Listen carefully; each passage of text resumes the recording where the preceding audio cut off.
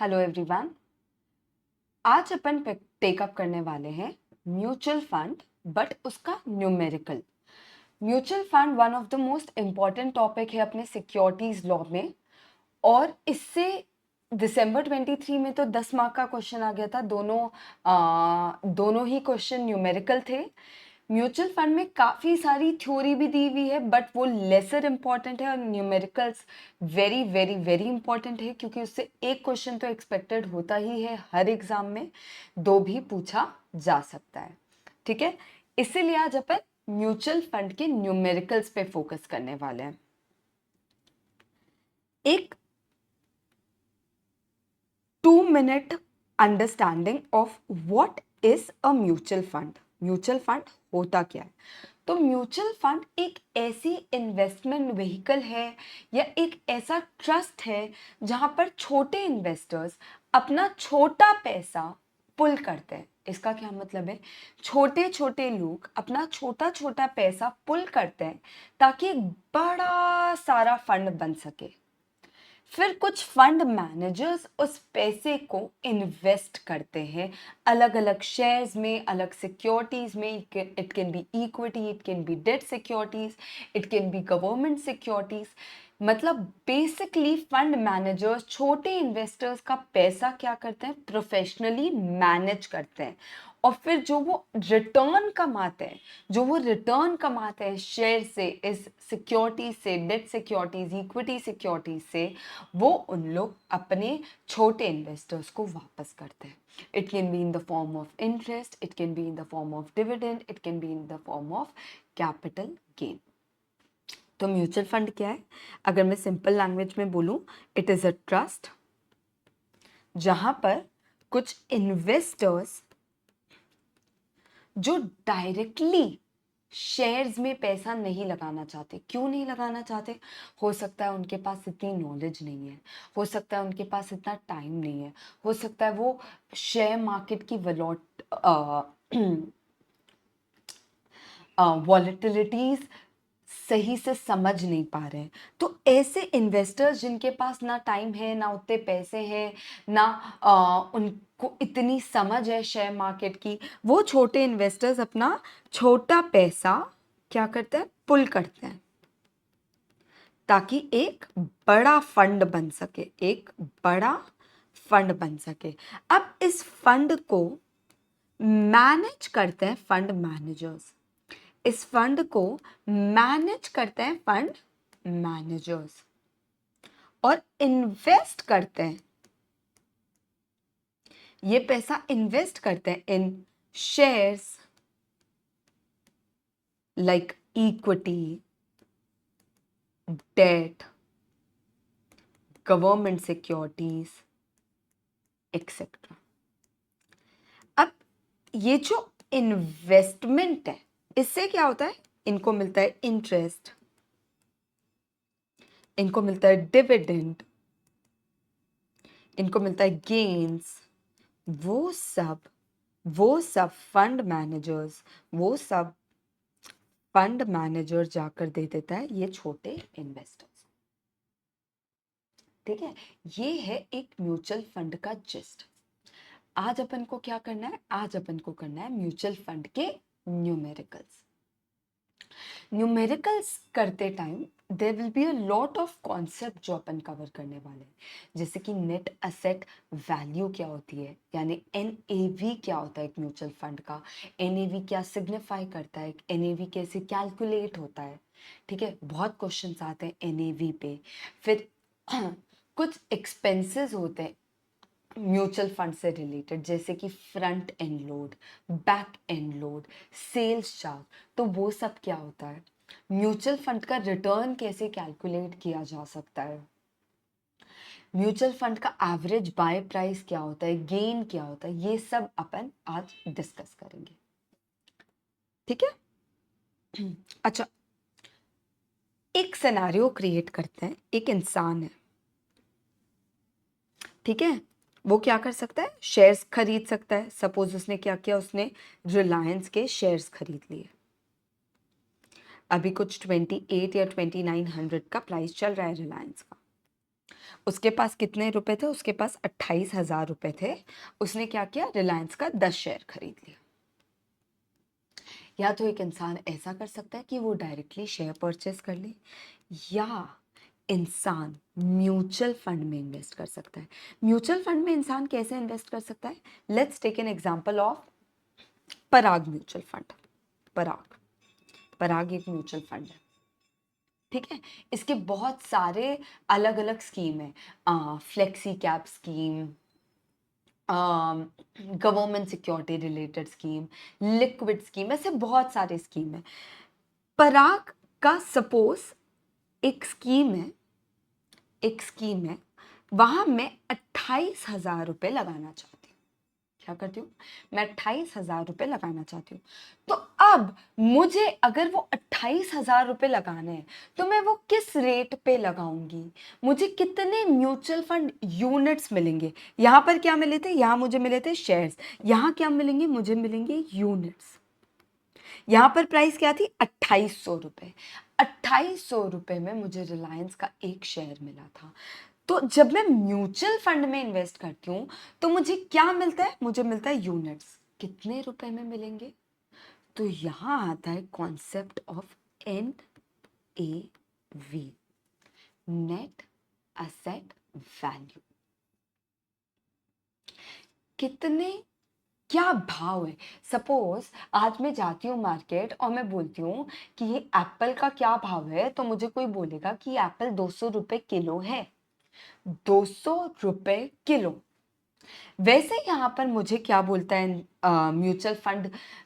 Mutual fund वाला क्या बोलेगा कि मैं तेको एक यूनिट दूंगा 400 रुपए में। What is this 400 rupees? NAV of the mutual fund, net asset value of the mutual fund. अब मैं ये बार बार जो नेट असेट वैल्यू बोल रही हूँ, ये मैं किस हिसाब से बोल रही हूँ? पर यूनिट बोल रही हूँ। 400 रुपए पर यूनिट। जैसे रिलायंस का शेयर था 2800 रुपए पर शेयर, वैसे ये है 400 रुपए पर म्यूचुअल फंड यूनिट। अब आप एक बार मुझे बताओ कि NAV वर्ड जो है, नेट असेट वैल्यू, ये वर्ड से क्या समझ आता है? ये क्या समझ आता है? नेट असेट समझ आ रहा है? नेट असेट, असेट नहीं, नेट असेट। नेट असेट का क्या मतलब हो सकता है? Asset minus liabilities. तभी तो आप नेट असेट वर्ड यूज कर रहे हो ना, नहीं तो आप असेट भी बोल सकते थे। अब जब नेट असेट बोल रहे हो तो आप उससे आपकी लाइबिलिटीज माइनस कर रहे हो। बात सही है? बात समझ आ रही है? ठीक है। अच्छा, एक म्यूचुअल फंड की क्या असेट्स होगी? एक म्यूचुअल फंड की क्या असेट्स होगी? एक म्यूचुअल फंड की क्या लाइबिलिटीज होगी? चलो डिस्कस करते हैं। असेट्स, तो एक म्यूचुअल फंड की एक बात सोचा जाए तो सबसे बड़ी असेट होगी, सबसे बड़ी असेट होगी market value, market value of shares held by the mutual fund. अगर आपको एक बार ऊपर जाऊं तो ये डायग्राम में एक म्यूचुअल फंड क्या करता है? पैसे इन्वेस्ट करता है शेयर्स में, इक्विटी में, डेट में, गवर्नमेंट सिक्योरिटीज में। यानी एक म्यूचुअल फंड की सबसे बड़ी एसेट हो गई वो शेयर्स, वो इक्विटी, वो डिबेंचर्स, वो गवर्नमेंट सिक्योरिटीज, जहां वो पैसा इन्वेस्ट कर रहा है। अगर मैं आज उसकी मार्केट वैल्यू देखूं, सपोज यहां पर तो मैंने क्या किया था, यहां मैं सिर्फ एक 28,000 रुपए रिलायंस में इन्वेस्ट कर रही थी। बट अगर मैंने 28,000 म्यूचुअल फंड में इन्वेस्ट कर दिया तो ऐसे कई सारे लोग होंगे जो 28 20 30 हजार अपने इन्वेस्ट कर रहे होंगे उस म्यूचुअल फंड में। अब ये म्यूचुअल फंड क्या कर सकता है? वो कर सकता है कि मैं अब रिलायंस की जगह जब म्यूचुअल फंड का यूनिट खरीदती हूँ जहां और भी लोग अपना पैसा पुल कर रहे हैं, तो ये म्यूचुअल फंड में हो सकता है 1,000 करोड़, 2,000, 3,000 करोड़ रुपए जमा हो गया हो। अब वो 3,000 करोड़ अलग अलग शेयर में लगा सकता है, रिलायंस में लगा सकता है, TCS में लगा सकता है, इरीडा में लगा सकता है, अदानी में लगा सकता है, अलग अलग जगह लगा सकता है। तो उसकी एवरी डे की मार्केट वैल्यू चेंज होती होगी, उसकी एवरी डे की मार्केट वैल्यू चेंज होती होगी। तो मेरे एवरी डे का म्यूचुअल फंड का भी मार्केट वैल्यू चेंज होगा। बात समझ आ रही है? बात समझ आ रही है? तो इसका सबसे बड़ा एसेट क्या है कि इसने जितनी भी शेयर सिक्योरिटीज में इन्वेस्ट किया उसका मार्केट वैल्यू। ठीक है, अच्छा। अब और क्या एसेट हो सकता है?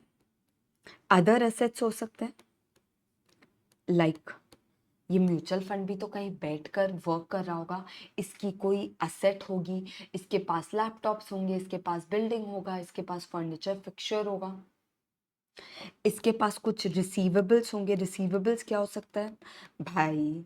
सपोज अदानी ने कोई डिविडेंड लाया, डिविडेंड लाने के डेट से जब तक मिल नहीं जाता तब तक अदानी इसका रिसीवेबल हो गया, जो इसको पैसे पे करना है। करेक्ट, डिविडेंड देना है तो अक्रूड इंटरेस्ट, अक्रूड डिविडेंड, ये सब हो सकता है। अच्छा, लाइबिलिटीज क्या हो सकती है? लाइबिलिटीज क्या हो सकती है? इनके भी तो अदर लाइबिलिटीज और अक्रूड इंटरेस्ट हो सकता है। इनको ये जो डिविडेंड, ये जो इंटरेस्ट है, वो इन्वेस्टर्स को पास ऑन भी तो करना है। तो जब वो आने वाले थे तो वो अक्रूड अक्रूड इनकम थे, अब जब पास ऑन करना है तो वो अक्रूड एक्सपेंस हो गए। इनको इलेक्ट्रिसिटी बिल पे करना पड़ सकता है, अगर पे नहीं किया तो वो अक्रूड एक्सपेंसेस हो गए। तो ये सब इनकी कई सारी लाइबिलिटीज भी हो सकती है। और asset minus liability, asset minus liability एक म्यूचुअल फंड का नेट एसेट वैल्यू हो गया। बात समझ आ रही है? बात समझ आ रही है? तो अगर मैं आपको एनएवी का एक फॉर्मूला लिखाऊं, आप लोग भी लिख लीजिए। अगर मैं एनएवी का एक फॉर्मूला लिखाऊं तो NAV is equal to market value of investment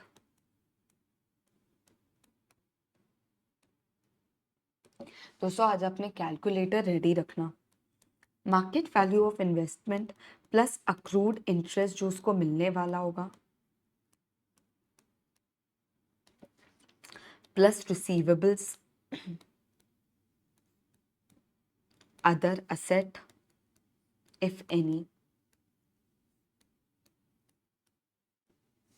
minus other liabilities minus accrued expenses minus any kind of payables। इससे आ गया आपका नेट एसेट वैल्यू। बट ये टोटल नेट एसेट वैल्यू है एक म्यूचुअल फंड का। ये क्या है? टोटल नेट एसेट वैल्यू एक म्यूचुअल फंड का। लेकिन हमें क्या चाहिए था? Per unit. हमें क्या चाहिए था? Per unit. तो अपन निकालेंगे NAV per unit, which is NAV per unit मतलब NAV is equal to number of units outstanding. जितने भी नंबर ऑफ यूनिट्स आउटस्टैंडिंग है उस पॉइंट ऑफ टाइम पे उस म्यूचुअल फंड के, तो आपका आ जाएगा एनएवी पर यूनिट। ठीक है, ये one of the most important concept है आज का। ठीक है, अब इसको अपन समझते हैं कुछ क्वेश्चंस के थ्रू। कुछ क्वेश्चंस के थ्रू आई होप आपने ये लिख लिया हो।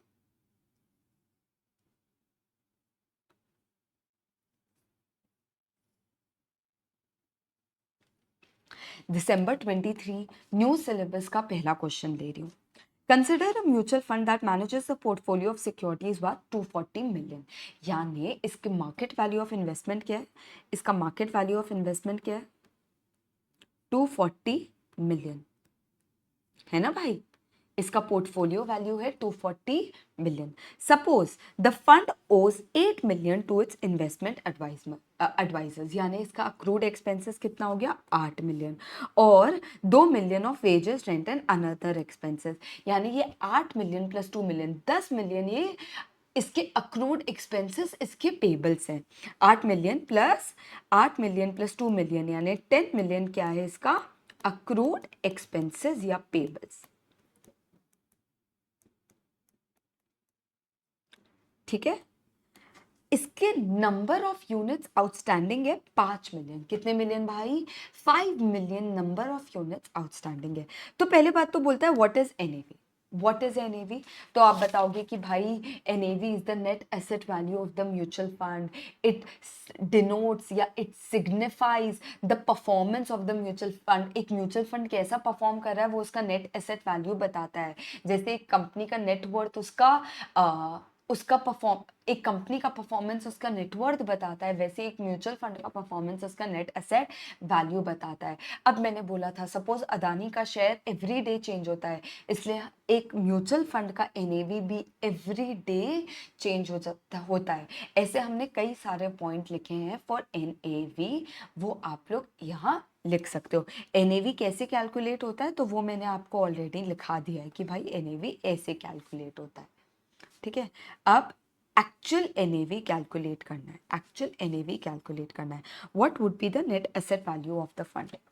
सिंपल है, NAV is equal to 240 million जो इसका पोर्टफोलियो है minus 10 million of expenses, asset minus liability, यानी 230 मिलियन। और एनएवी पर यूनिट क्या होगा? एनएवी पर यूनिट क्या होगा? तो भाई 230 मिलियन इसकी एनएवी है और number of shares outstand, number of units outstanding है आई थिंक 5 मिलियन, करेक्ट। तो 230 million divided by 5 million is equal to 46 rupees. ये इसकी एनएवी है। वेरी वेरी इजी, इस पे कुछ और नहीं करना है आपको। सेकंड क्वेश्चन में थोड़ी देर में आती हूँ, पहले करते हैं थर्ड क्वेश्चन। ठीक है, ये सारे क्वेश्चंस आप लोग के मैंने ऑलरेडी आप लोग की शीट में कवर्ड है, तो आप लोगों के पास सारे क्वेश्चन है। अगर किसी के पास ये क्वेश्चंस नहीं है तो वो यहाँ से स्क्रीनशॉट ले सकता है वेरी क्विकली। ठीक है, okay. Grow India limited has recently launched a mutual fund scheme with the name GI equity multi cap scheme. मैंने बोला ही कि एक म्यूचुअल फंड के काफी सारे स्कीम हो सकते हैं, उसमें कोई दिक्कत नहीं।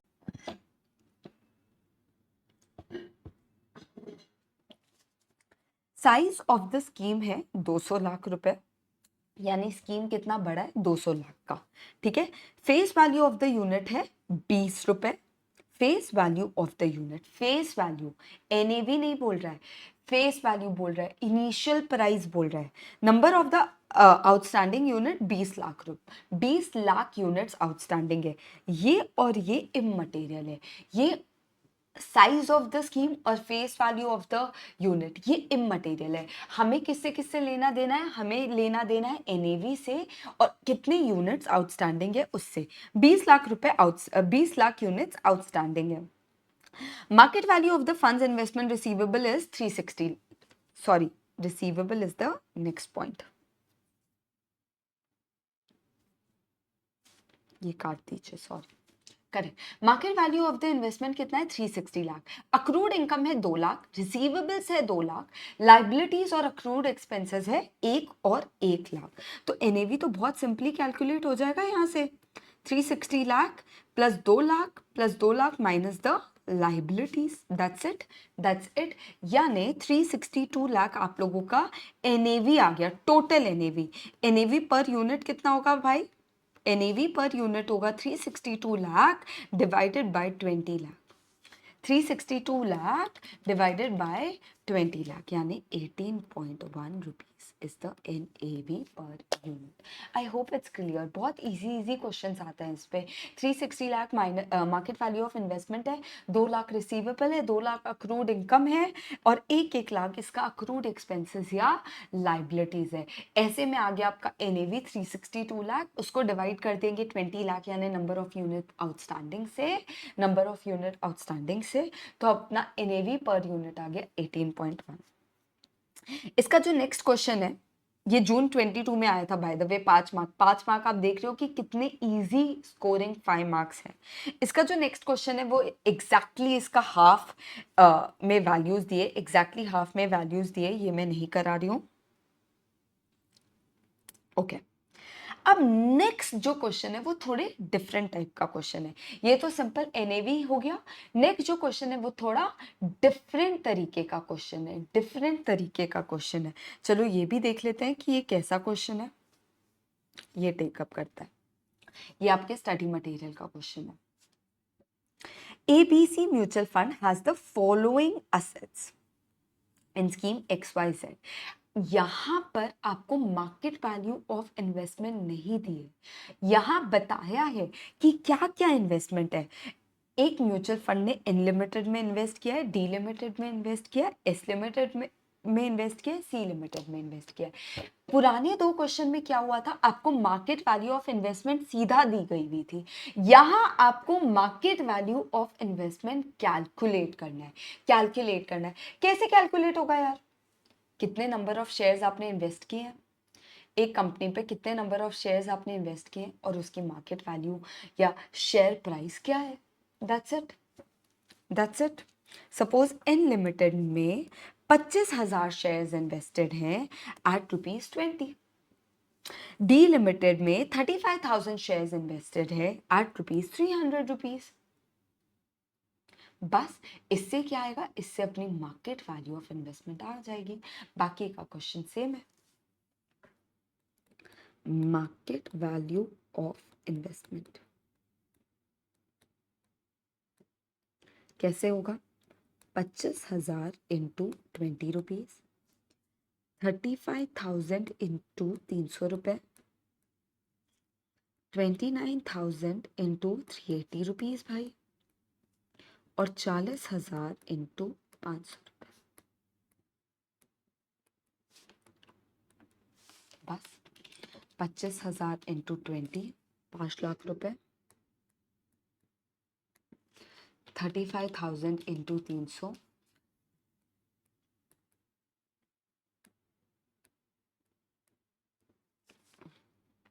कितना हुआ भाई, 1,05,00,000 रुपए, 29,000 इंटू 380,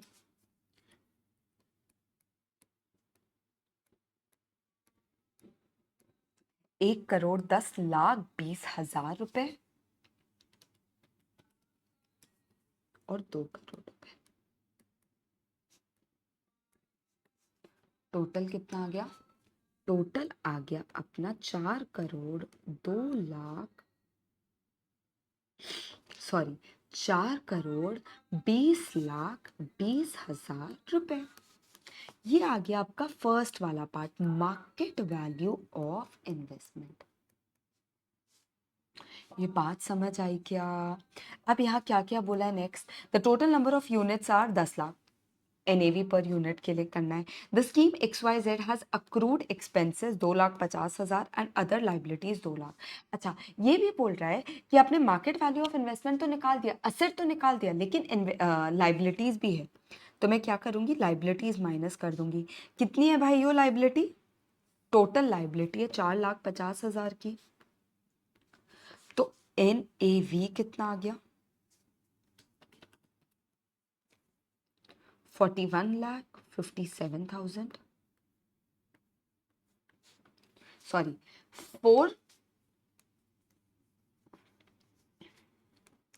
4,15,70,000 रुपए। अभी हमने निकाला था 10 लाख, इसकी क्या है, 10 लाख क्या है इसकी, number of units outstanding 10 lakh. तो NAV पर यूनिट आ गया, NAV पर यूनिट आ गया ₹41.57।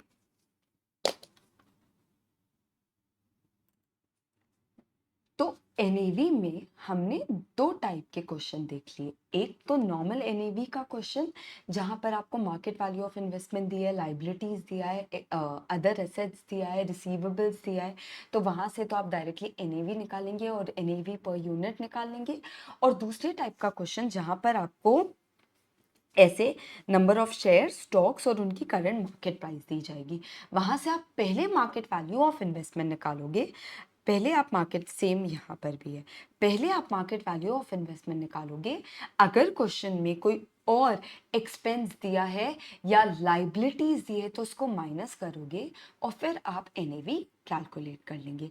ये थे NAV के दो प्रकार के question. I hope we are clear with NAV related question. Next concept पे आते हैं आप. नेक्स्ट कॉन्सेप्ट पे आते हैं. एक्सपेंसेस. एक्सपेंसेस.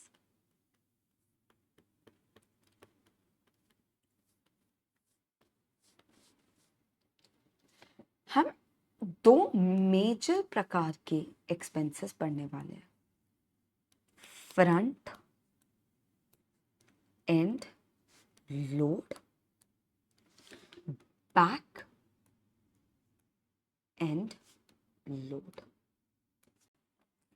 इसको हम एंट्री लोड भी बोल सकते हैं और इसको हम एग्जिट लोड भी बोल सकते हैं.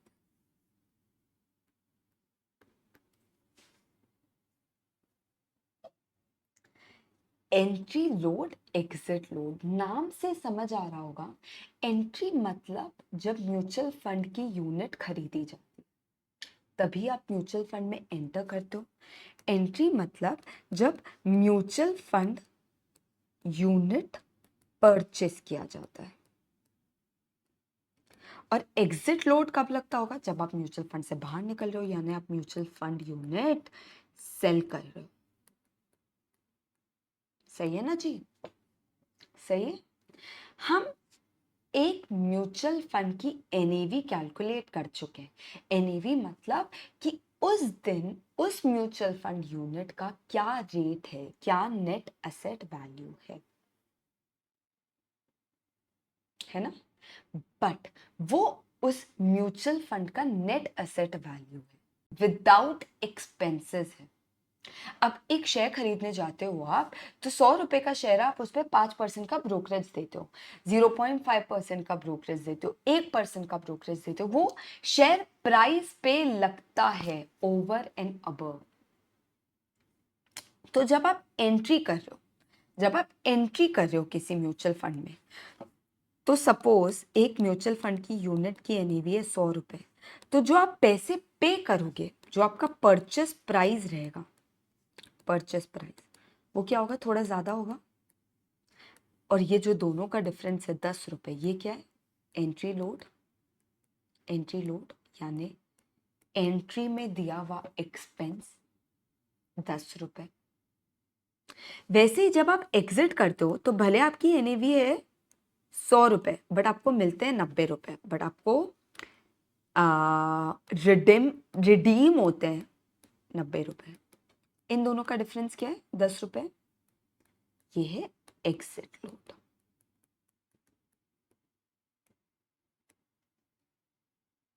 ठीक है. Purchase price, redemption price. Purchase price हमेशा एनएवी से ज्यादा होती है क्योंकि एक्स्ट्रा पैसे लिए जाते हैं, और रिडेम्पशन प्राइस हमेशा एनएवी से कम होती है क्योंकि एक्स्ट्रा पैसे काटे जाते हैं आपको देते टाइम. अपना हिस्सा रखा जाता है उससे. हमने 4 चीजें पढ़ी है अभी. Front end load, back end load, और उससे रिलेटेड परचेस प्राइस, या बोल दो पब्लिक ऑफर प्राइस. जनरली ये वर्ड यूज किया जाता है, पीओपी, पब्लिक ऑफर प्राइस. और ये बोल लो रिडेम्पशन प्राइस. 4 चीज है. ठीक है. फ्रंट एंड लोड से आता है public offer price, back end load या एग्जिट लोड से आता है रिडेम्पशन प्राइस. ठीक है. इसका एक फॉर्मूला है, इसका एक फॉर्मूला है. ठीक है. वो अभी अपन लिख लेते हैं, आप लोग मेरे साथ लिख लीजिए. बट वो फॉर्मूला लिखने से पहले मैं सबसे पहले एक बात बोलूंगी. एंट्री या एग्जिट लोड, एंट्री या exit load is a percent of public offer price या redemption price. It is not, it is not a percent of NAV.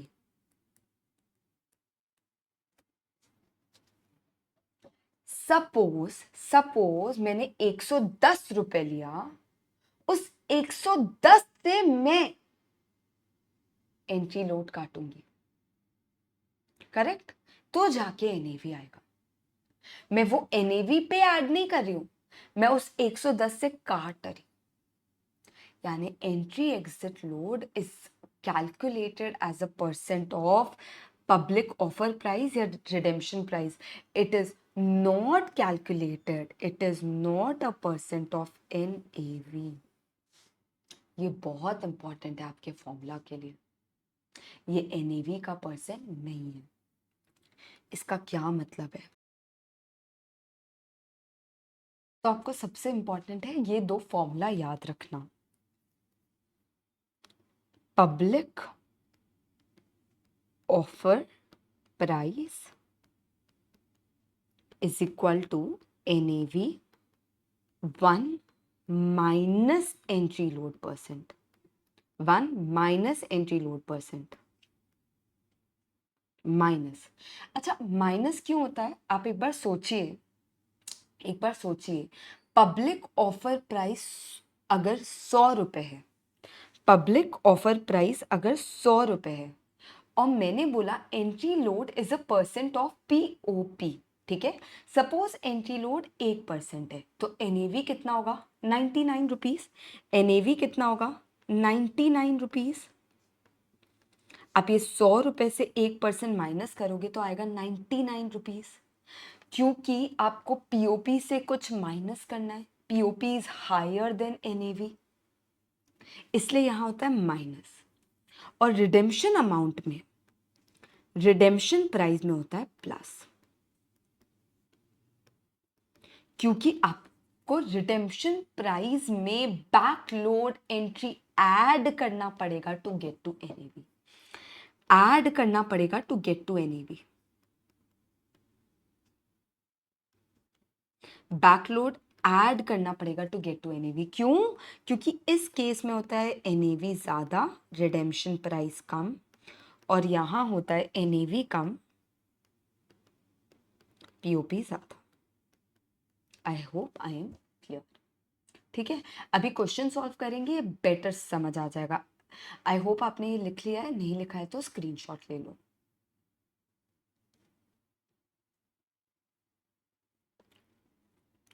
ये क्वेश्चन है. ये पार्ट देखकर क्या समझ आ रहा है? ये पार्ट देखकर कि हमको NAV निकालना है. ये पार्ट देखकर ये समझ आ रहा है कि हमको NAV निकालना है. फिर बोलता है अगर number of outstanding units is 155 CR और सेल्स चार्ज 2.2% है, तो पब्लिक ऑफर प्राइस क्या होगा? सेल्स चार्ज 2.2% है, तो पब्लिक ऑफर प्राइस क्या होगा? पब्लिक ऑफर प्राइस मतलब एंट्री लोड परसेंट, यानी सेल्स चार्ज यहां पर क्या है? एंट्री लोड या फ्रंट एंड लोड. हमको फॉर्मूला पता है क्या? हमें फॉर्मूला पता है कि अभी लिखें POP is equal to NAV 1 minus very very important 1 minus the entry load percent. तो सबसे पहले तो आपको ये NAV निकालना है. सबसे पहले तो NAV निकालना है. चलो कैलकुलेट कर लेते हैं. 2757 CR market value of investment है. रिसीवेबल्स है 221 CR. अदर करेंट एसेट है 643 CR. फिर दो लाइबिलिटीज दी है 390 CR एंड 87 CR. तो NAV आ गया 3144 CR. आप इसको डिवाइड करेंगे 155 CR से, which is the outstanding units. तो अपना NAV आ गया, पर यूनिट NAV आ गया 20.28. ये 3 डेसिमल डिजिट तक जाने दे सकते हो आप. 20.28. एंट्री लोड परसेंट अपन को ऑलरेडी पता है. आई थिंक 2.25% है क्या? नहीं, 2.20% है. यानी 1 माइनस 2.2% इज 0.978.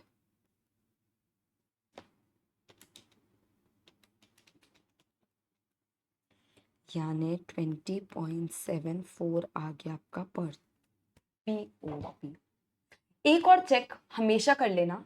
NAV था 20.28 और मैंने बोला है पब्लिक ऑफर प्राइस हमेशा ज्यादा होती है. यहां आ रही है पब्लिक ऑफर प्राइस 20.74, यानी NAV से ज्यादा आ रही है. तो अपना आंसर इस तरीके से भी चेक हो गया कि हाँ भाई अपना NAV से POP ज्यादा है. I hope I am clear. This was the easy question.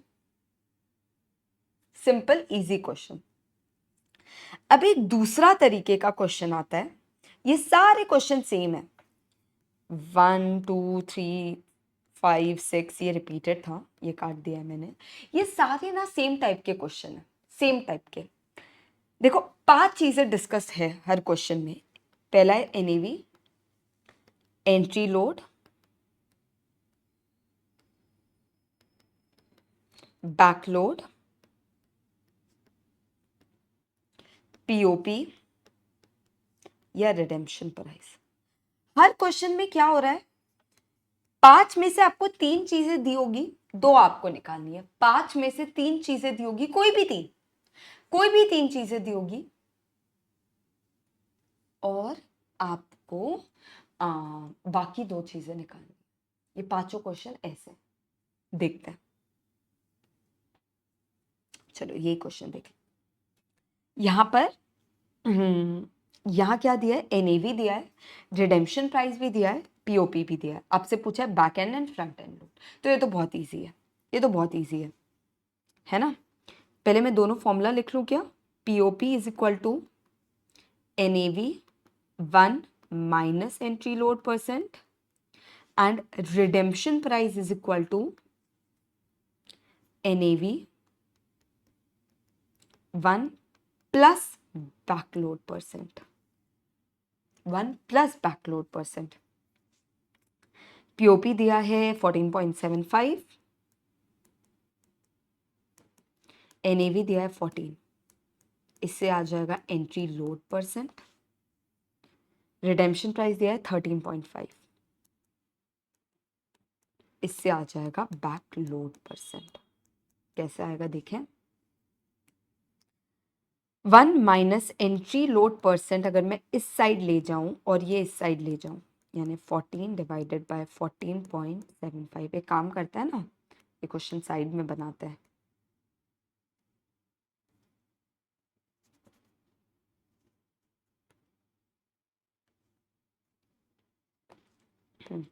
तो अगर मैं इसको ऐसे ले आऊं तो 1 माइनस एंट्री लोड परसेंट कितना होगा भाइयों, 14 डिवाइडेड बाय 14.75, यानी 0.949152 ऐसे कुछ आएगा। अब entry load percent is equal to 1 minus 0.949152, तो ये कितना आ गया, 0.0508, और इसको परसेंट में निकालना है तो कितना आ जाएगा, 5.08% इंटू 100 करके। ये आ गया आपका एंट्री लोड परसेंट। वैसे ही निकाल लेते हैं एग्जिट लोड, वैसे ही निकाल लेते हैं एग्जिट लोड या back load. 1 plus back load percent is equal to 14 divided by 13.5,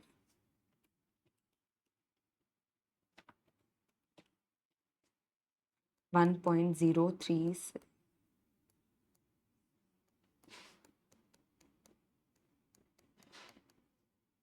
तो बैकलोड परसेंट कितना आ जाएगा भाई, बैकलोड परसेंट आ जाएगा 3.0737%। ये है फ्रंट लोड और बैक लोड। देखो फॉर्मूला रटना है, दैट्स इट, बाकी तो क्वेश्चंस इजी ही है, इजी ही है। ठीक है, अच्छा एक और तरीके का क्वेश्चन देते हैं, एक और तरीके का क्वेश्चन देखते हैं। Okay, question 5। यहां पर दिया है आपको redemption price of Motilal mutual fund 54 rupees. मतलब यहां पर आपको एनएवी नहीं दिया है, रिडेम्पशन प्राइस दिया है, बैक लोड और फ्रंट लोड के परसेंट दिया, आपको निकालना है एनएवी और पीओपी। एक बार मैं लिख लेती हूँ क्या क्या दिया है। रिडेम्पशन प्राइस दिया है कितना भाइयों, 54।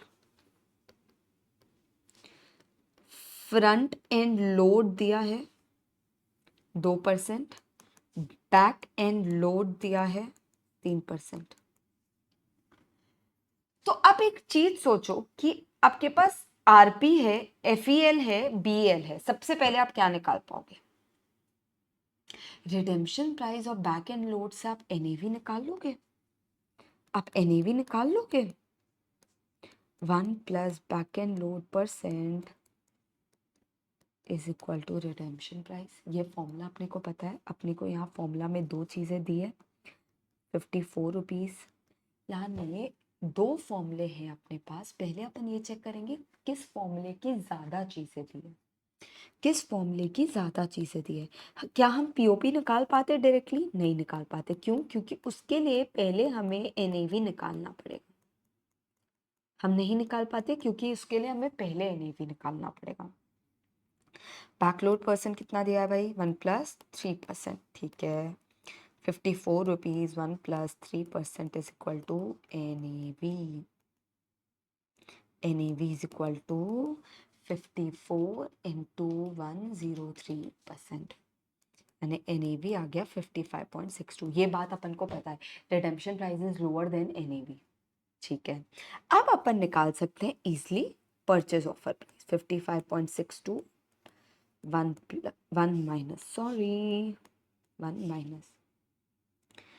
Minus front end load percent 55.62 98% is equal to 56.75। अपन को पता है कि पब्लिक ऑफर प्राइस तो एनएवी से भी ज्यादा होती। दोनों आ गए, एनएवी और पब्लिक ऑफर। इजी है क्या? इजी है, बस कॉन्सेप्ट याद रखना। मैं कॉन्सेप्ट आप लोग को बोलते हुए चल रही हूँ, कॉन्सेप्ट याद रखना। अच्छा, अभी तक मैंने एक चीज पे बहुत खास आप लोग को नोट करने बोला था। किस चीज पे? कि entry load exit load is a percent of POP or redemption price. It is not a percent of NAV. Correct? बात सही है। बट एक ट्विस्ट है, देर आर सम क्वेश्चंस, और इसका मैंने बहुत अच्छा नोट लिखवाया था आप लोगों को ड्यूरिंग योर एक्चुअल क्लासेस या normal classes. There are some question जहां पर रिडेम्पशन एंट्री लोड या बैक लोड को हम as a percent of NAV लेते हैं, as a percent of NAV लेते हैं। वो क्वेश्चंस देखते हैं, ऐसे कौन से क्वेश्चंस है जहां पर हमको as a percent of NAV लेना है। तो एक चीज बताती हूँ, जहां पर आपको 5 चीजों में से 3 चीजें दी है, 2 चीजें कैलकुलेट करनी है, वहां तो सीधा सीधा ये फॉर्मूला है, सीधा सीधा ये फॉर्मूला है। ठीक है, ट्विस्ट आता है जब अमाउंट ऑफ इन्वेस्टमेंट दिया होता है। ट्विस्ट आता है जब अमाउंट ऑफ इन्वेस्टमेंट दिया होता है। Let's see an example. X has made an investment of 50,000। यहां क्या दिया? Amount of investment. क्या दिया? Amount of investment. जहां अमाउंट ऑफ इन्वेस्टमेंट दिया होगा ना आपको, वहां पे आप लोग एंट्री लोड या एग्जिट लोड को एनएवी का परसेंट लोगे, एनएवी का परसेंट लोगे जहां अमाउंट ऑफ इन्वेस्टमेंट दिया है। Daksh is planning to invest in SIP of a mutual fund with a fix sum of 20,000। क्या दिया? Amount of investment. ठीक है, दोनों क्वेश्चन देखते हैं, कोई दिक्कत नहीं है। X has made an investment of 50,000 रुपए टू बाय 5,000 यूनिट। समझना, एक्स ने 50,000 रुपए लगा दिए कितने यूनिट खरीदने के लिए? 5,000 यूनिट के लिए। मतलब उसको कितना एनएवी पड़ा होगा? 10 रुपए। ठीक है, he decided to sell the units on 14th November. उसने सोचा, अप्रैल में खरीदा 4 अप्रैल और 14 नवंबर को बेचने का सोचा। चिल्ड्रंस डे था, सोचा अपने मैं इसको बेचकर नक्की करता हूँ। क्या एनएवी था उस दिन? 20.6। बोलता है there is a exit load of 2.25%। Exit load of 2.25%। अभी अभी हमने पढ़ा था कि redemption price is equal to NAV 1 plus exit load. लेकिन मैंने क्या बोला, जहां अमाउंट ऑफ इन्वेस्टमेंट होगा हम इसको क्या कंसिडर करेंगे? एनएवी का परसेंट। यानी redemption price is equal to NAV 1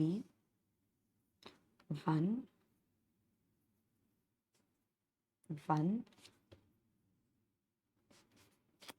ठीक है, एक सेकेंड। रिडेम्पशन प्राइस कभी भी एनएवी से कम होती है। एनएवी कितना है? 20.60 एनएवी है। इससे एग्जिट लोड काटा जाएगा, इस अमाउंट से एग्जिट लोड काटा जाएगा, 2.25% एग्जिट लोड काटा जाएगा, यानी 20.60 में 2.25% का एग्जिट लोड काट दिया जाएगा और फिर रिडीम किया जाएगा, यानी 20.60 minus 0.4635 will be the redemption price, 20.1365। ये बात समझ आई क्या? क्या किया मैंने? पहले तो मैंने बोला कि ये थोड़े डिफरेंट टाइप ऑफ क्वेश्चन है जहाँ पर exit load entry load will be a percent of NAV. अब एनएवी 100 रुपये, तो मैं एग्जिट लोड माइनस करके रिडेम्पशन प्राइस निकालूंगी।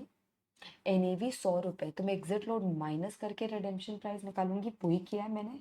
एग्जिट लोड है 2.25%, मैंने एनएवी का पहले 2.25% निकाला, कितना आया? 0.4635। इसको मैंने माइनस कर दिया 20.6 से, कितना आया? 20.1365, 20.136। अब इस इंसान को, एक्स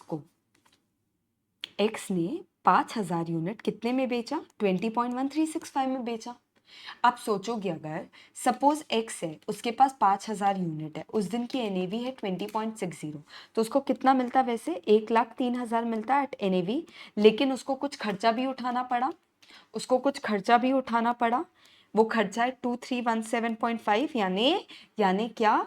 इसका 2.25%, इसका 2.25%, तो टोटल उसको कितना मिलेगा? तो 5,000 इंटू 20.1365 उसको टोटल मिलेगा। कितना हुआ ये? 1,0682.5। और उसने इन्वेस्ट कितना किया था? 50,000। तो गेन कितना हुआ? 50,682.5। सेल वैल्यू आ गई 1,0682.5 और गेन कितना हुआ? 50,000 माइनस कर दो तो 50,682.5। I hope I am clear. ये 2-3 क्वेश्चन है जहां अमाउंट ऑफ इन्वेस्टमेंट दी होती है, वहां पर हम एग्जिट लोड या एंट्री लोड को as a percent of NAV लेंगे, rather than as a percent of POP या रिडेम्पशन प्राइस। और एक चीज हमेशा दिमाग में रखना, पीओपी एनएवी से ज्यादा होता है और एनएवी रिडेम्पशन प्राइस से ज्यादा होता है। ठीक है, चलो दक्ष प्लानिंग वाला क्वेश्चन बनाते हैं, ये भी अच्छा। Daksh is planning to invest in SIP of a mutual fund with a fixed sum of 20,000। वो दक्ष जो इंसान है वो 20,000 रुपए SIP में डालना चाहता है। कब डालेगा? 2nd ऑफ एवरी मंथ, 4 महीनों के लिए। 2nd ऑफ एवरी मंथ 4 महीनों के लिए। 4 महीने के लिए दक्ष हर महीने 20,000 रुपए SIP में डालेगा। क्लियर है? 20,000 रुपए SIP में डालेगा 4 महीनों के लिए, यानी ये टोटल इन्वेस्टमेंट कितना कर रहा है? 80,000। ये क्लियर है क्या? एनएवी क्या क्या है हर महीने? 30.76, 42.18, 38.15, 40.25। देखो मैंने बोला था एनएवी एवरीडे चेंज होता है, तो ये तो मंथली एनएवी की बात कर रहा है। तो बोलता है जब सपोज जनवरी मंथ में उसने इन्वेस्ट किया होगा तब एनएवी चल रहा था 30.76। फिर उसने कब इन्वेस्ट किया होगा? नेक्स्ट फेब में, तब एनएवी चल रहा था 42.18। थर्ड मंथ में एनएवी चल रहा था 38.14 और लास्ट मंथ में एनएवी चल रहा था 40.25। ये परचेस कर रहा है पीओपी। एंट्री लोड है 1.75%। एंट्री लोड है 1.75%, यानी 1.75% ओवर एंड अबव लगने वाला है। अभी एनएवी अगर 100 रुपए है तो इसको 100 रुपए पे 1.75% और इन्वेस्ट करना है। करेक्ट है ना? करेक्ट है। 101.75 रुपीज लगना है उसको, भले एनएवी कुछ भी हो। मैंने बोला है जहां अमाउंट ऑफ इन्वेस्टमेंट होगा वहां पर एनएवी का परसेंट होगा थ्रू द पीरियड। बोलता है find the average buy price including the amount of entry load. Find the average buy price including the amount of entry load. What is average buy price? What is average buy price? What is a buy price? Let's see what is a buy price.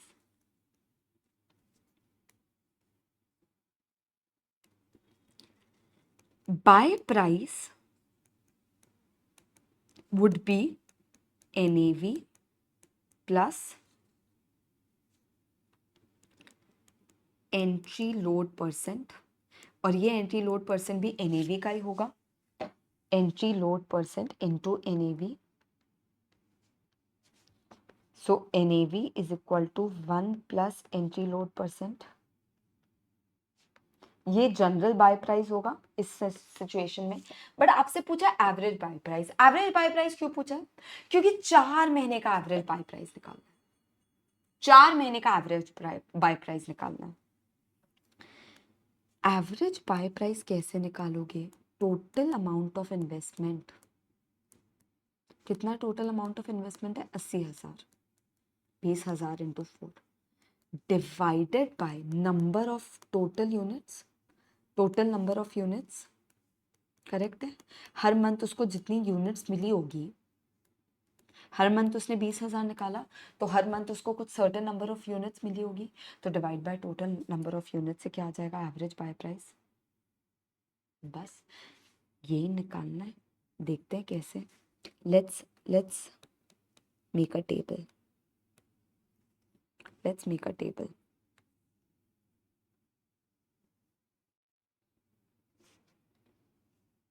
Month,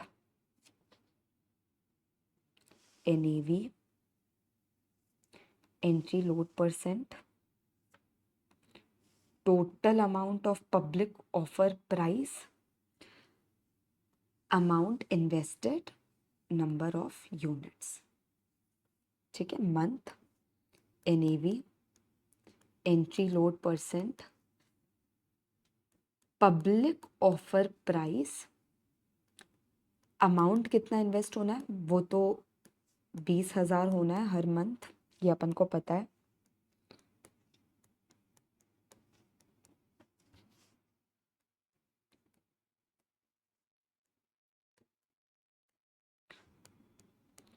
और number of units क्या होगा? Number of units कैसे आएगा? Amount divided by POP, amount divided by public offer price. NAV मत लेना भाई. NAV भले 100 रुपये होगा, लेकिन उसको तो एक्स्ट्रा चार्ज लगने वाला है ना. उसको तो एक्स्ट्रा चार्ज लगने वाला है. NAV क्या क्या है पहले लिख लेते हैं. 30.76, 42.18, 38.15 एंड 40.25. एंट्री लोड परसेंट कितना है भाइयों? एंट्री लोड परसेंट कितना है? 1.75%. ये 1.75% किसका लेना है? NAV का. बहुत बार बता चुकी हूँ अब मैं.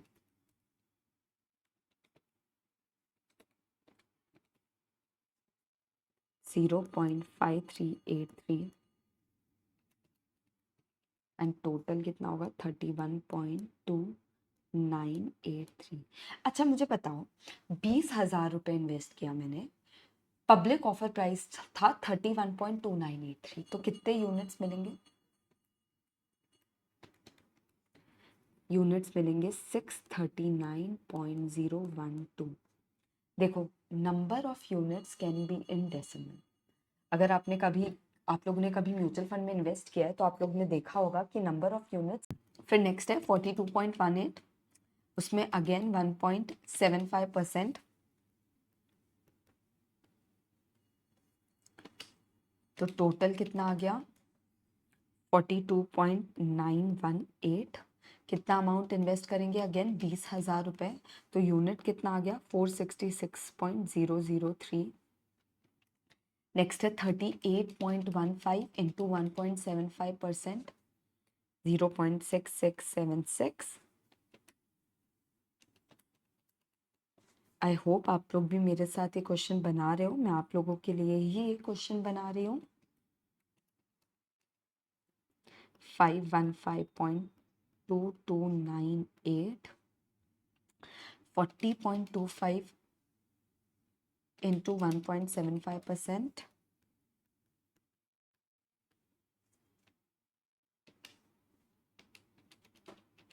टोटल आ गया 40.954. टोटल 488.348 और टोटल नंबर ऑफ यूनिट्स इसके पास कितनी आ गई 2108.59 टोटल नंबर ऑफ यूनिट्स। तो एवरेज बाय प्राइस कितना होगा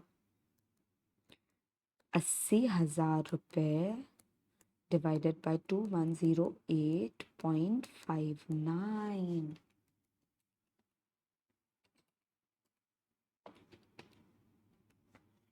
यानी ये आ गया 37.94। अगर कोई कैलकुलेशन मिस्टेक नहीं होगी तो ये आंसर है आपका 37.94। एक बार मैं चेक भी कर लेती हूँ। Yes correct. I hope it's clear. तो हमने एंट्री लोड एग्जिट लोड में दो तरीके के क्वेश्चन बनाए, एक तो नॉर्मल जहाँ पर हमारे पास दो फॉर्मूला है और दूसरा जहाँ अमाउंट ऑफ इन्वेस्टमेंट दी होती है। NAV entry load exit load one of the most important topic अपन ने कवर कर लिया। अब लास्ट है रेट एंड रिटर्न।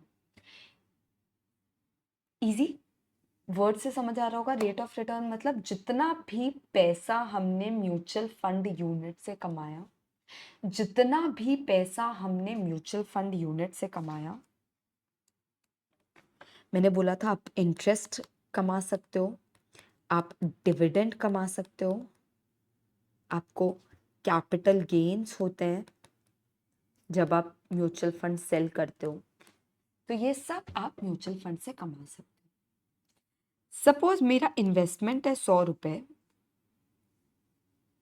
उस पर मैंने 20 रुपये कमाया, 30 रुपये कमाया, 50 रुपये कमा लिया टोटल, तो मेरा रेट ऑफ रिटर्न क्या होगा 50 रुपये ऑन 100 रुपये, यानी मैंने 50 रुपये कमाए 100 रुपये पे, 50 रुपये कमाए 100 रुपये पे, यानी मेरा 50% का रेट ऑफ रिटर्न हो गया। रेट ऑफ रिटर्न हो गया। वैसे यहाँ पर भी होता है, उसको बोलते हैं holding period return. Mutual fund को होल्ड करते टाइम आपको कितना रिटर्न आए। होल्डिंग पीरियड रिटर्न में हम पहले सारे रिटर्न्स ऐड कर देंगे, इंटरेस्ट, डिविडेंड, कैपिटल अप्रिसिएशन, सब। कई कंपनीज कैपिटल अप्रिसिएशन भी देती है। फिर फाइनल जब आप म्यूचुअल फंड बेचोगे तो आपको कुछ कैपिटल गेन होगा। अब जब म्यूचुअल फंड बेचोगे तब भी तो आपको कुछ कैपिटल गेन होगा ना, तो पीरियड एंड वैल्यू जितनी भी थी minus the period start value, यानी अगर आपका 100 रुपये का माल आपने 120 रुपये में बेचा तो वो 20 रुपये भी आपका रिटर्न है ना, तो पीरियड स्टार्ट वैल्यू। और डिवाइड हमेशा किससे करते हैं, डिवाइड हमेशा ओरिजिनल इन्वेस्टमेंट अमाउंट से करते हैं, डिवाइड हमेशा ओरिजिनल इन्वेस्टमेंट अमाउंट से करते हैं, पीरियड स्टार्ट वैल्यू से करते हैं, या बोल लो ओरिजिनल अमाउंट से करते हैं कभी भी, क्योंकि ओरिजिनल अमाउंट पे आप रिटर्न कमाते हो। तो ये अपना होल्डिंग पीरियड रिटर्न का फॉर्मूला आ गया, होल्डिंग पीरियड रिटर्न का फॉर्मूला आ गया। इसमें भी दो क्वेश्चन है, एक तो बहुत इजी क्वेश्चन है कि रिटर्न निकालो, और दूसरा तरीके का क्वेश्चन मैं आपको अभी बताती हूँ।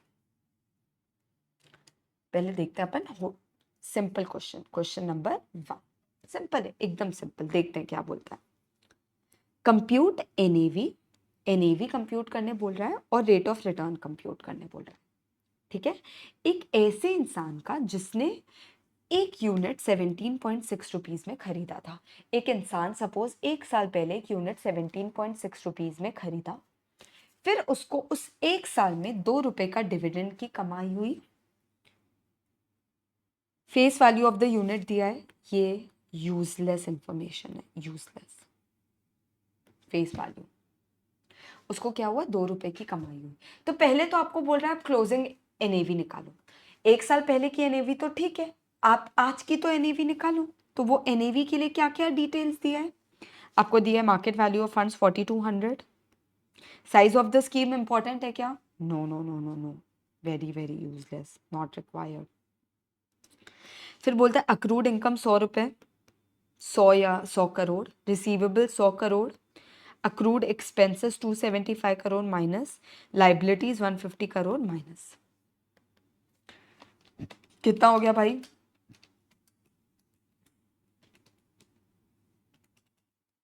3975 CR डिवाइडेड बाय 200 CR, तो 19.875 की मेरी NAV आ गई। कितने की? 19.875 की मेरी क्लोजिंग NAV आ गई। कैसे आई? कैसे आई? 3975 डिवाइडेड बाय 200 CR, तो 19.875 की मेरी NAV आ गई। होल्डिंग पीरियड रिटर्न कितना होगा? तो पहले तो डिविडेंड ऐड करेंगे प्लस पीरियड एंड वैल्यू और 19.875, खरीदा कितने पे था? 17.60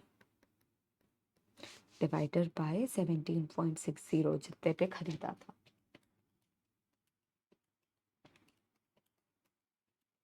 तो मेरा रिटर्न आ गया 24.2897% या 24.29% भी बोल सकते हैं, 24.29% भी बोल सकते हैं। क्लियर है क्या? क्लियर है? ये नॉर्मल क्वेश्चन है। और एक बहुत इंटरेस्टिंग क्वेश्चन है, मुझे लगता है ये इस बार आ सकता है, मुझे लगता है ये इस बार आ सकता है, इस तरीके का question. Very interesting, very nice question and very logical question. I hope आपने ये फॉर्मूला लिख दिया है होल्डिंग पीरियड रिटर्न का। अगर नहीं लिखा है तो स्क्रीनशॉट ले लो या लिख लो।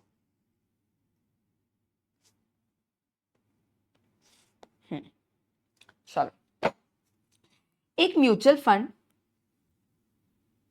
के 300 यूनिट है, उसकी NAV है 8.75 एंड 9.45। पीरियड स्टार्ट की NAV दी है 8.75, पीरियड एंड NAV भी दी है। कितनी दी है भाई? 9.45। दिया है कि इन्होंने डिविडेंड कमाया है 0.75 का और कैपिटल अप्रिसिएशन कमाया है। Capital appreciation and capital gain different है। कई बार companies like dividend capital appreciation भी देती है, जैसे जब बोनस शेयर्स इशू होते हैं तो वो it's like a giving of capital appreciation, like giving capital appreciation दिया है 0.60 का। अब इस क्वेश्चन में क्या है समझना। चलो, अगर मैं इसका HPR निकालना चाहूँ तो मैं कैसे निकालूंगी? 0.75 प्लस 0.60 प्लस 9.45 माइनस 8.75, यानी period and value minus period start value divided by period start value. Normal आपका क्या आ जाएगा? इससे होल्डिंग पीरियड रिटर्न आ जाएगा।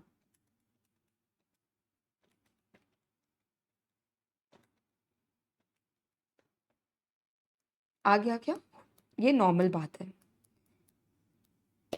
ये होल्डिंग पीरियड रिटर्न का मतलब है कि जब डिविडेंड अनाउंस हुआ होगा तो मैंने कंपनी से डिविडेंड ले लिया, जब कैपिटल अप्रिसिएशन अनाउंस हुआ होगा मैंने कैपिटल अप्रिसिएशन भी ले लिया, और एट द एंड मैंने पीरियड एंड में इसको 9.45 में 300 यूनिट्स बेच दी, तब मेरा रिटर्न आएगा 23.43%। I hope I am clear. अब एक और चीज की जा सकती है, ये जो डिविडेंड और कैपिटल अप्रिसिएशन है इसको री इन्वेस्ट किया जा सकता है। क्या किया जा सकता है? री इन्वेस्ट। क्या किया जा सकता है? री इन्वेस्ट। मे को 300 यूनिट पे 0.75 रुपीज मिला होगा। 300 यूनिट पे 300 यूनिट पे 0.75 यानी 225 रुपीज मिला होगा। मे को 300 यूनिट पे 0.60 रुपीज भी मिला होगा, यानी 180 रुपीज। यानी मुझे टोटल कितना मिला? 405 रुपये मिला। अब ये 405 रुपये में कैश में नगद लेने से अच्छा अगर मैं इसको री इन्वेस्ट कर दूं ये 405 रुपये को, और पीरियड एंड में मैं वो 300 यूनिट प्लस री इन्वेस्टेड यूनिट्स दोनों बेचूं, तो मेरा रिटर्न क्या आएगा? तो मेरा रिटर्न क्या आएगा?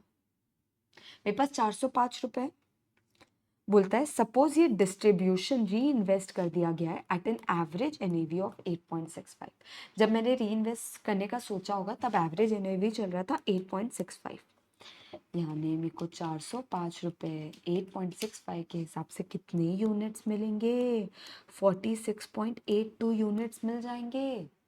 और पहले तो 300 यूनिट थे ही, अब मुझे और क्या होगा? 46.82 यूनिट्स फ्री हो गए ना। एक तरीके से मैंने क्या किया, कैश नहीं लिया, उस कैश को री इन्वेस्ट कर दिया 8.65 के हिसाब से। तो अब मेरे पास टोटल यूनिट कितनी है? 346.82। अब जब पीरियड एंड का टाइम आएगा, तो मैं क्या करूंगी? मैं ये 346.82 यूनिट्स बेचूंगी पीरियड एंड वैल्यू पे, ना कि 300 यूनिट, ना कि 300 यूनिट। यानी मेरे को कितना पैसा कमाऊंगी मैं? 3277.456 और मैंने पैसा कितना लगाया था? 300 रुपये इंटू 8.75। पैसा कितना लगाया था? 300 रुपये इंटू 8.75, 2625 रुपीज़ लगाया था मैंने। तो कैपिटल गेन कितना हुआ? 652.456 एक्चुअल कैपिटल गेन हुआ। किस वैल्यू पे? इस वैल्यू पे। किस वैल्यू पे? इस वैल्यू पे। तो 652.456 डिवाइडेड बाय 2625 करूंगी तो मेरा क्या आ जाएगा? Holding period return of 24.85%। 24.85%। यहाँ क्या आया था? 23.43%। ये ज़्यादा क्यों है? क्योंकि एक और कैपिटल अप्रिसिएशन हुआ है। ये 8.65 से जो 9.45 है वो एक्स्ट्रा मिले, इसीलिए और रिटर्न आया 24.85%। तो कौन सा तरीका कौन सा तरीका बेटर है?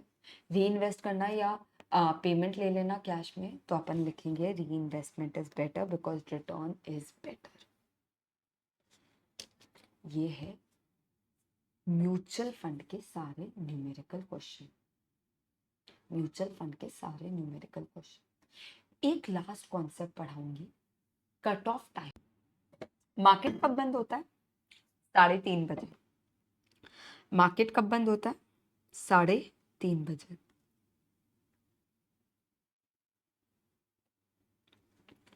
ठीक है। अब सपोज जब 3:30 बजे मार्केट बंद होता है तब जितने भी शेयर्स हैं उसका फाइनल मार्केट प्राइस आता है और उन शेयर्स के बेसिस पे ही तो म्यूचुअल फंड का फाइनल एनएवी आएगा ना। आप ये मेरी बात समझे क्या? सपोज एक म्यूचुअल फंड के पास रिलायंस, अदानी, आईसीआईसीआई, एसबीआई ये सब शेयर्स हैं। तो म्यूचुअल फंड का जो प्राइस है वो उन शेयर्स प्राइस पे डिपेंड करता है। अदानी के शेयर प्राइस, रिलायंस के शेयर प्राइस पे। रिलायंस अदानी का शेयर प्राइस 330 को निकलेगा, तो 330 के बाद मैं म्यूचुअल फंड की एनएवी निकाल पाऊंगी। अब सपोज मैं एक इन्वेस्टर हूं, तो मेरे पे किस दिन की एनएवी लगनी चाहिए? सपोज मेरे को 20,000 इन्वेस्ट करना है, आज मैंने 20,000 दिए, तो मुझे किस दिन की एनएवी लगनी चाहिए? आज की या कल की? उसके लिए कट ऑफ टाइम है, आज की या कल की। तो बोलता है कट ऑफ टाइम है 3 बजे का। यानी अगर आज मैंने 20,000 रुपये 3 बजे से पहले लगा दिया होगा तो मुझे आज की एनएवी लगेगी। सपोज अभी 2:30 बज रहा है, मैंने 2:30 बजे अगर 20,000 इन्वेस्ट कर दिया तो मुझे आज की एनएवी लगेगी। लेकिन अगर मैंने 2:30 बजे के बाद 3 बजे के बाद अगर 20,000 रुपये इन्वेस्ट किया तो मुझे कल की एनएवी लगेगी। ये दोनों सब्सक्रिप्शन और रिडेम्पशन दोनों के लिए केस है। रिडेम्पशन यानी सपोज मैंने बेचा, तो अगर मैंने 2:30 बजे बेच दिया तो मैं आज के एनएवी में बेच पाऊंगी, बट अगर मैंने 3 बजे के बाद बेचा तो मैं कल के एनएवी बेच पाऊंगी। बस there is one small point कि लिक्विड फंड और ओवरनाइट फंड्स के लिए सब्सक्रिप्शन का टाइम, कट ऑफ टाइम है 1:30 और रिडेम्पशन का कट ऑफ टाइम है 3 बजे। बट ये आपके प्रैक्टिकल के लिए इंपॉर्टेंट नहीं है, प्रैक्टिकल के लिए इंपॉर्टेंट ऑल अदर स्कीम्स है, लिक्विड फंड वाली नहीं है। एक क्वेश्चन देखते हैं, एक क्वेश्चन देखते हैं।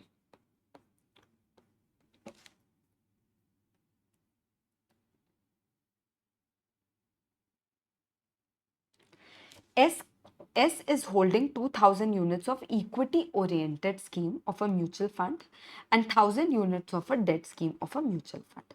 7 जून को वो अपने यूनिट्स रिडीम करना चाहता है, ठीक है, 7 जून को वो अपने यूनिट्स रिडीम करना चाहता है। 6 जून का एनएवी है 45 रुपीज, 7 जून का एनएवी है 46 रुपीज, 8 जून का एनएवी है 47 rupees. He makes an application for redemption of above units on 7 जून। वो 7 जून को 2:30 बजे रिडेम्पशन का रिक्वेस्ट डाल देता है, तो उसको किस दिन की एनएवी लगेगी, किस दिन की एनएवी लगेगी? 7 जून की लगेगी, क्योंकि उसने कट ऑफ टाइम से पहले कर दिया है, उसको 7 जून की ही लगेगी। इक्विटी ओरिएंटेड फंड्स हो या डेट फंड्स हो, दोनों में उसको 7 जून की एनएवी लगेगी। अगर वो 3:15 को करता तो क्या होता? उसको नेक्स्ट डे की एनएवी लगती 8 जून की, यानी 47 और 33 रुपीज के। बस इतना सा क्वेश्चन है, किस दिन की एनएवी लगेगी?